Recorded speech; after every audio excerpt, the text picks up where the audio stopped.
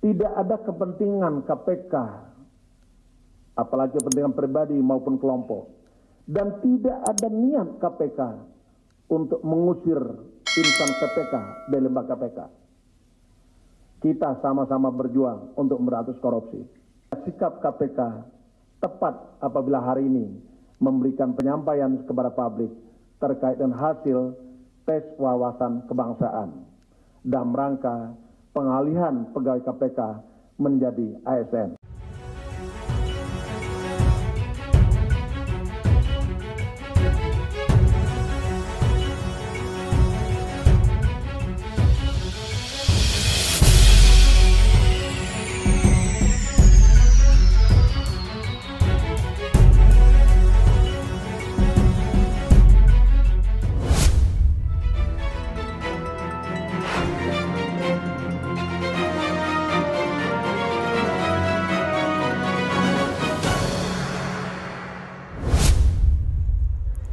Coba kalau 75 orang itu termasuk Novel Baswedan lulus, sisanya gagal, mungkin tak akan ribut begini.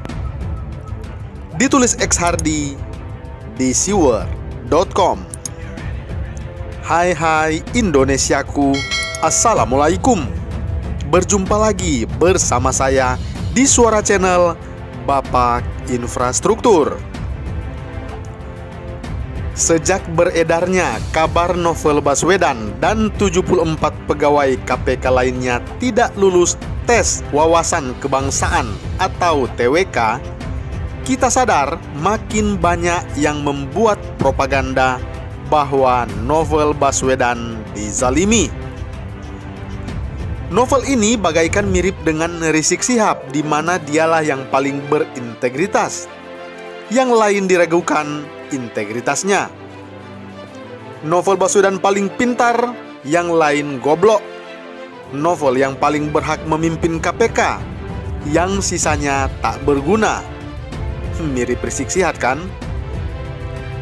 Mulai dari politisi, tokoh agama, pejabat publik, aktivis, dan begitu banyak yang kompak dengan narasi ini.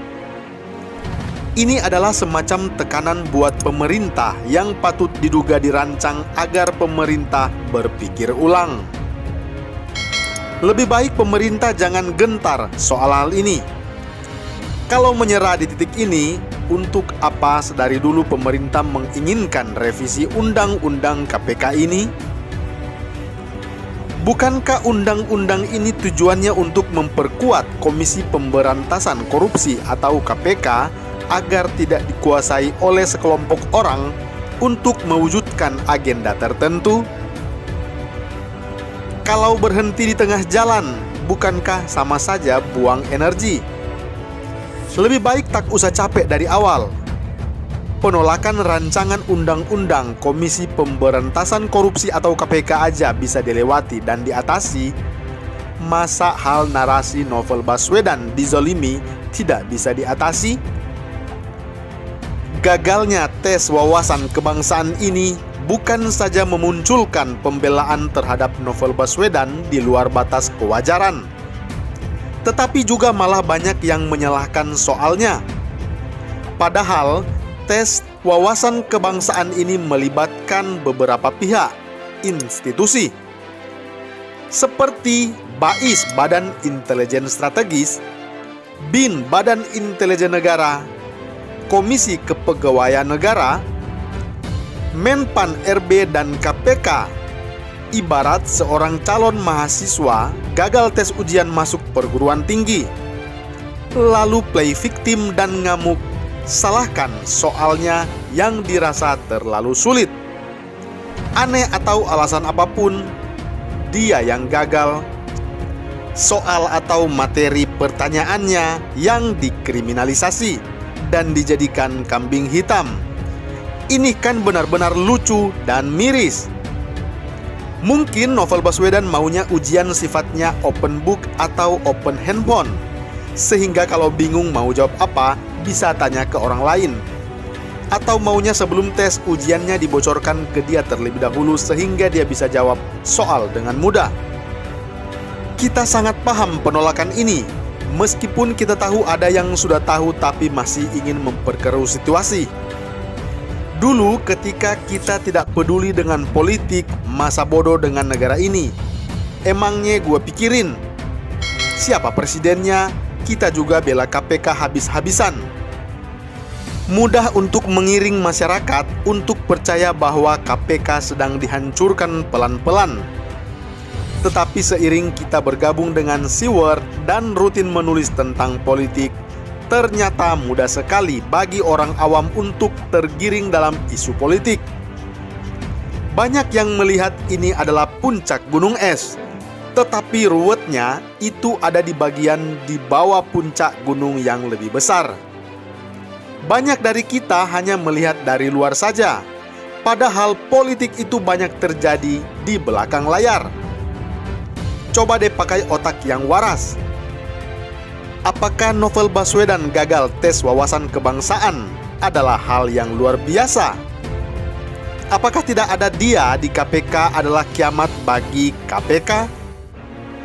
Justru di situ kita harus berpikir kritis. Kenapa ada Novel Baswedan di antara 75 orang yang tidak lulus? Dan pertanyaannya kritis lainnya adalah kenapa banyak yang kebakaran jenggot?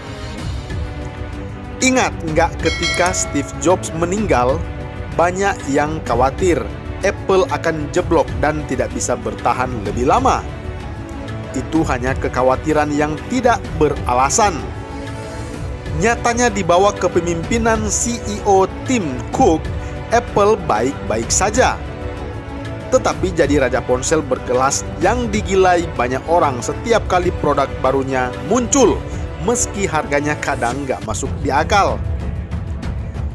Novel Baswedan tidak ada di Komisi Pemberantasan Korupsi, emang kenapa rupanya? Memangnya dia sehebat apa sehingga dibuat kesan dia adalah the best of the best?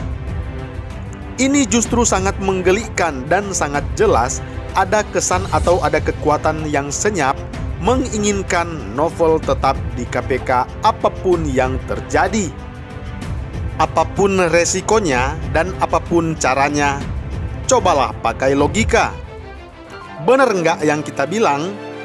Bagaimana kalau disebut ada dugaan sekelompok orang yang mati-matian agar Novel Baswedan tetap di KPK? Seperti yang tadi dikatakan, pemerintah harus berani melakukan apa yang harus dilakukan, tidak peduli dengan tekanan yang datang di luar sana. Saat ini ada isu apapun selalu ada tekanan dan nyinyiran. Dulu bahkan lebih parah, selalu dijawab dengan demonstrasi tak ada otak. Sekarang kan lumayan, gerombolannya udah kayak tikus terjepit. Jadi kalau pemerintah dikit-dikit melempem karena tekanan, kapan negara ini bisa menuju ke arah yang benar? Bagaimana menurut Anda? Salam hangat, Bapak Infrastruktur.